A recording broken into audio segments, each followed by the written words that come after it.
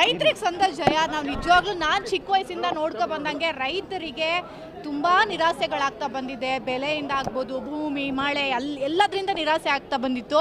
ಆದರೆ ನಿಜವಾಗ್ಲೂ ಇವತ್ತು ಯಾರೂ ನಿರೀಕ್ಷೆ ಮಾಡಿರಲಿಲ್ಲ. ಈ ಸತತ 3 ವರ್ಷಗಳಿಂದ ಹೋರಾಟ ಮಾಡ್ತಾ ಬಂದಿದ್ದಾರೆ ಈ ಭೂಮಿಗಾಗಿ. ಯಾರೂ ನಿರೀಕ್ಷೆ ಮಾಡೇ ಇರಲಿಲ್ಲ. ಆದರೆ ಇವತ್ತಂತೂ ಎಂಥ ಸುದ್ದಿ ಅಂದರೆ, ನನ್ನ ಜನ್ಮದಲ್ಲಿ ಇದೊಂದು ಸುವರ್ಣ ದಿನ ಅಂತ ನಾನು ಭಾವಿಸ್ತೀನಿ.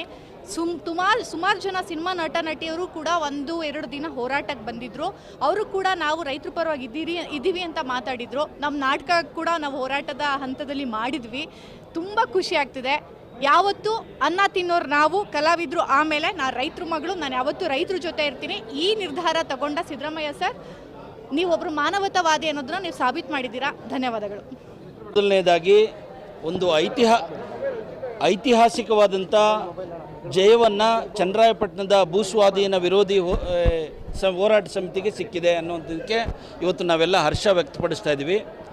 ಆದರೆ ಯಾರು ತಮ್ಮ ಭೂಮಿಯನ್ನು, ನಮ್ಮ ಭೂಮಿ ನಮಗೆ ಇರಲಿ, ಫಲವತ್ತಾದ ಭೂಮಿ ಮಾರಾಟಕ್ಕಿಲ್ಲ, ನಮ್ಮ ಮಣ್ಣು ಮಾರಾಟಕ್ಕಿಲ್ಲ, ಭೂಮಿ ಅನ್ನೋದು ನಮ್ಮ ತಾಯಿ ಇದ್ದ ಹಾಗೆ ಅಂತೇಳಿ ಹಠ ಮಾಡಿ ಇಟ್ಕೊಂಡು 3 ವರ್ಷಗಳಿಂದ 1200 ದಿನಗಳಿಂದ ತಪಸ್ಸು ಮಾಡಿದ್ರು.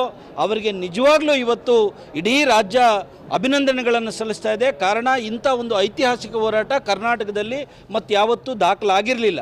ಇವತ್ತು ಈ ಚನ್ನರಾಯಪಟ್ಟಣದ ಭೂಸ್ವಾಧೀನ ವಿರೋಧಿ ಹೋರಾಟ ಇಡೀ ದೇಶಕ್ಕೆ ಮಾದರಿಯಾಗಿದೆ. ದೇಶದ ರೈತರಿಗೆ ಒಂದು ಪ್ರೇರಣೆ ಆಗಿದೆ, ಸ್ಫೂರ್ತಿಯಾಗಿದೆ. ಅದನ್ನು ಹೇಳಲಿಕ್ಕೆ ನಾವು ಇವತ್ತು ತುಂಬ ಸಂತೋಷ ಪಡ್ತಾ ಇದ್ದೀವಿ.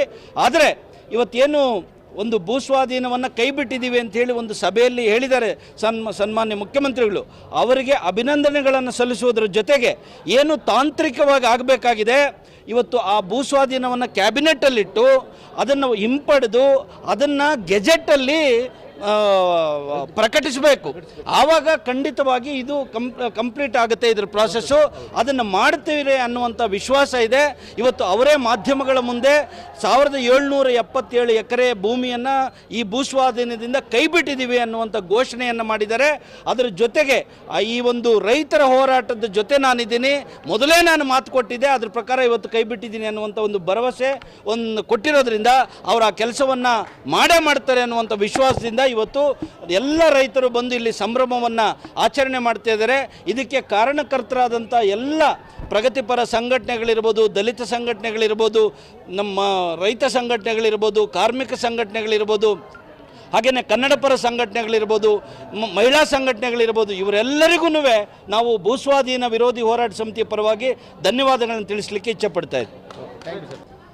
ದೇವನಹಳ್ಳಿಯಲ್ಲಿ 1200 ದಿನಗಳಿಂದ ನಡೆದಂಥ ಈ ಹೋರಾಟ ಏನಿದೆ ಅತಿ ಸಣ್ಣ ರೈತರು ಮತ್ತು ಏನು ತಾಯಂದಿರು ಕಟ್ಟಿರುವಂಥ ಹೋರಾಟ. ಇದು ಬಹಳ ಗಟ್ಟಿಯಾಗಿ, ಅಹಿಂಸಾತ್ಮಕವಾಗಿ ಮತ್ತು ಸಹನೆಯಿಂದ ಮಾಡ್ಕೊಂಡು ಬಂದಂಥ ಹೋರಾಟ. ಆ ಹೋರಾಟಕ್ಕೆ ಏನು ಸಂಯುಕ್ತ ಹೋರಾಟ ಕರ್ನಾಟಕ, ದಲಿತ, ರೈತ, ಕಾರ್ಮಿಕ ಸಂಘಟನೆಗಳ ಒಂದು ಬಲ ಸಿಕ್ತು. ಜೊತೆಗೆ ರಾಷ್ಟ್ರವ್ಯಾಪಿ ಇನ್ನು ಸಂಘಟನೆಗಳ ಬಲ ಸಿಕ್ತು. ಸಂಯುಕ್ತ ಕಿಸಾನ್ ಮೋರ್ಚಾದ ನಾಯಕರುಗಳು ಬಂದಿದ್ದರು. ಜೊತೆಗೆ ಇಲ್ಲಿಯ ಈ ನಾಡಿನ ಕಲಾವಿದರು, ಬರಹಗಾರರು ಎಲ್ಲರ ಒಂದು ಬೆಂಬಲ ಸಿಕ್ತು. ಹಾಗಾಗಿ ಮಾನ್ಯ ಸಿದ್ದರಾಮಯ್ಯನವರು ಚಳುವಳಿಯ ಏನು ನೆಲೆಯಿಂದನೇ ಬಂದಿರೋ ಕಾರಣಕ್ಕಾಗಿ ಚಳುವಳಿಯ ಒತ್ತಾಯವನ್ನು ಪುರಸ್ಕರಿಸಿ ಇವತ್ತು ಸಂಪೂರ್ಣ ಏನು ಡಿನೋಟಿಫಿಕೇಷನ್ ಮಾಡ್ತಾ ಇದ್ದೀವಿ. ಸಂಪೂರ್ಣ ಅಧಿಸೂಚನೆಯನ್ನು ಕೈ ಬಿಡ್ತಾ ಇದ್ದೀವಿ 1777 ಎಕರೆನೂ ಕೂಡ.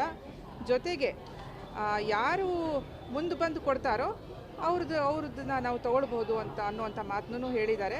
ಹಾಗಾಗಿ ಇದು ಬಂಡವಾಳಶಾಹಿಗಳ ಒಂದು ಒತ್ತಡ ಏನಿತ್ತು ಅದೇನು ಕಡಿಮೆ ಇರಲಿಲ್ಲ. ನಿನ್ನೆ ತನಕನೂ ಆತಂಕನೇ ಇತ್ತು. ನಿನ್ನೆ ತನಕನೂ ಸರ್ಕಾರದ ಧೋರಣೆಯ ಬಗ್ಗೆ ನಮಗೆ ಅನುಮಾನಗಳೇ ಇತ್ತು. ಆದರೆ ಇವತ್ತು ಏನು ಈ ಸಿಹಿ ಸುದ್ದಿ ಸಿಕ್ಕಿದೆ, ಇದು ಇಲ್ಲಿಯ ರೈತರ ಒಂದು ಒಗ್ಗಟ್ಟಿಗೆ ಸಿಕ್ಕಿರುವಂಥ ಜಯ.